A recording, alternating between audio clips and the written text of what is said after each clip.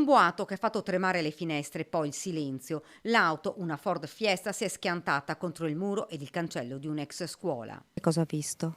E là, questa macchina, l'ho sentito correre forte, ma non so, aveva 100 oltre.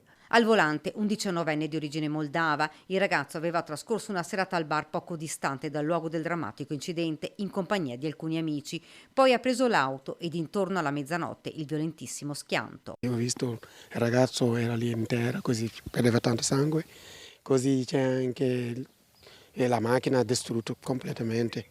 Mamma mia, andava fortissimo, tanto forte. Il motore della macchina è finito dalla parte opposta dell'impatto, l'auto distrutta si è fermata vicino ad un muretto, il corpo del giovane sbalzato fuori è finito su alcuni gradini. Le sue condizioni sono apparse immediatamente disperate. Fra i primi ad accorrere sul luogo dell'incidente sono stati gli amici che con lui erano stati al bar, locale dove il 19enne, residente a Vittorio Veneto, aveva lavorato fino all'estate scorsa.